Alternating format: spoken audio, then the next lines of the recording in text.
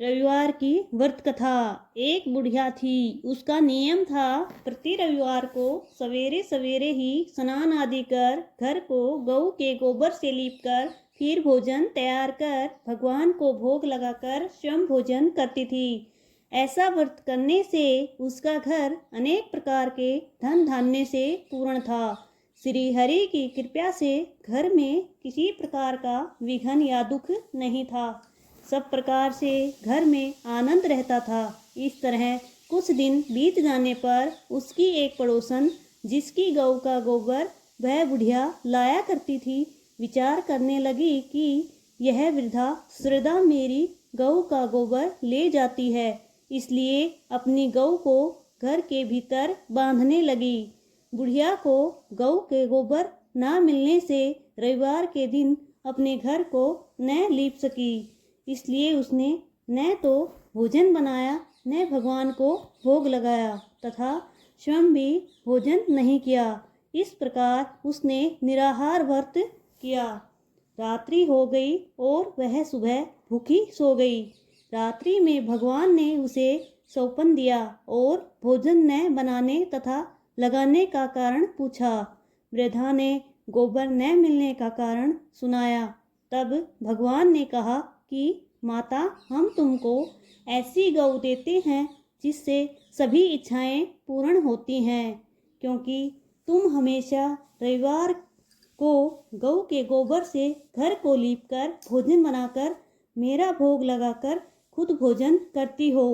इससे मैं खुश होकर तुमको वरदान देता हूँ। निर्धन को धन और बांझ स्त्रियों को पुत्र देकर दुखों को दूर करता हूँ तथा अंत समय में मोक्ष देता हूँ। जीवन में ऐसा वरदान देकर भगवान तो अंतर्ध्यान हो गए और वृद्धा की आंख खुली तो वह देखती है कि आंगन में एक अति सुंदर गऊ और बछड़ा बंधे हुए हैं। वह गाय और बछड़े को देखकर अति प्रसन्न हुई और उसने घर के बाहर बांध दिया, वहीं खाने को चारा डाल दिया। जब उसकी पड़ोसन ने बुढ़िया के घर के बाहर एक अति सुंदर गऊ और बछड़ा देखा तो द्वेष के कारण उसका हृदय जल उठा और उसने देखा कि गाय ने सोने का गोबर किया है, तो वह उस गाय का गोबर ले गई और अपनी गाय का गोबर उसकी जगह पर रख गई। वह नित्य प्रति ऐसा ही करती रही और सीधी साधी बुढ़िया को इसकी खबर नहीं होने दी।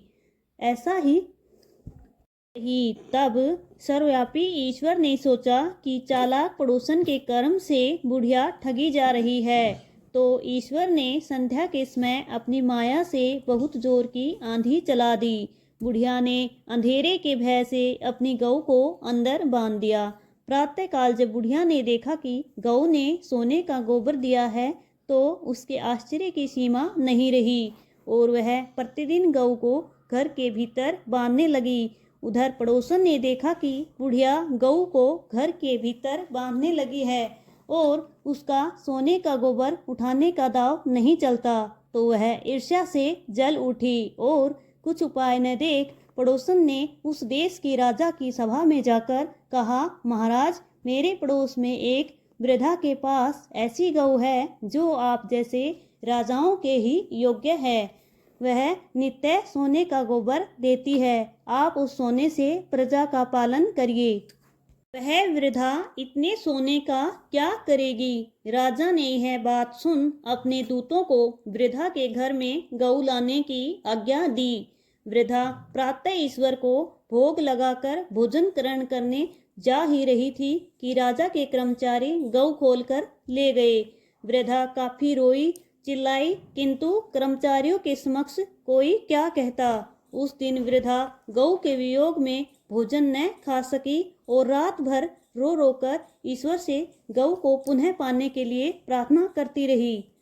उधर राजा गऊ को देखकर बहुत प्रसन्न हुआ, लेकिन सुबह जैसे ही वह उठा सारा महल गोबर से भरा दिखाई देने लगा।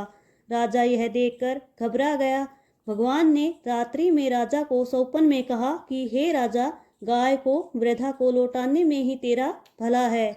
उसके रविवार के व्रत से प्रसन्न होकर मैंने उसे गाय दी थी। प्रातः होने पर राजा ने वृद्धा को बुलाकर बहुत से धन के साथ सम्मान के सहित गऊ और बछड़ा लौटा दिया। उसकी पड़ोसन को बुलाकर उचित दंड दिया। इतना करने के बाद राजा के महल से गंदगी दूर हुई। उसी दिन से राजा ने नगरवासियों को आदेश दिया कि राज्य की तथा अपनी समस्त मनोकामनाओं की पूर्ति के लिए रविवार का व्रत करो। व्रत करने से नगर के लोग सुखी जीवन व्यतीत करने लगे। कोई भी बीमारी तथा प्रकृति का प्रकोप उस नगर पर नहीं होता था। सारी प्रजा सुख से रहने लगी।